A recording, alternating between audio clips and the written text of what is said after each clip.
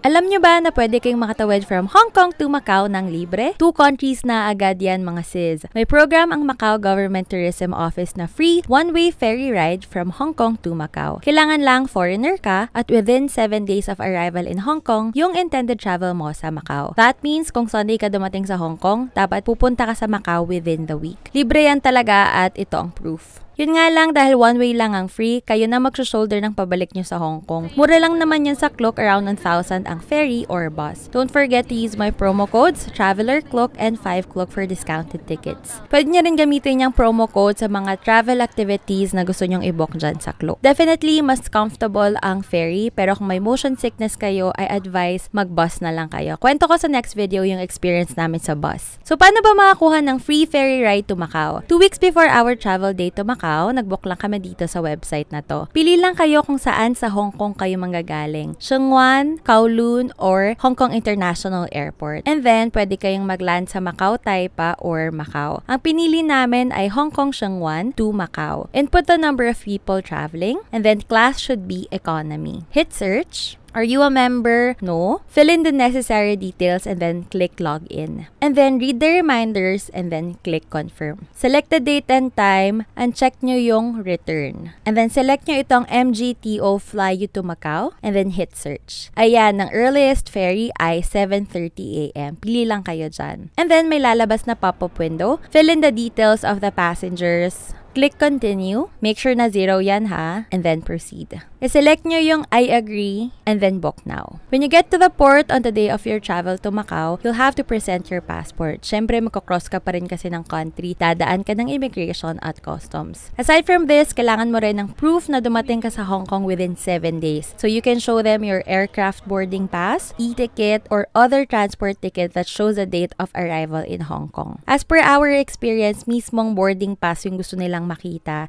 Sinasabi ng staff na kapag no boarding pass daw, kailangan bumili on the spot ng ticket. This happened to us. Wala akong dalang boarding pass, pero eventually, tinanggap na rin nila yung e-ticket ko. Pero para less worry, take your boarding pass with you. For now, until December 31, 2024 lang yung offer na to, but there's a chance na i-extend nila ulit yan. Previously, hanggang June 2024 lang dapat yung program, pero in-extend nila until the end of this year. So there you go. If you need more tips in planning your travels, do check out the link in my bio for more travel videos. There you go. Enjoy Hong Kong and Macau.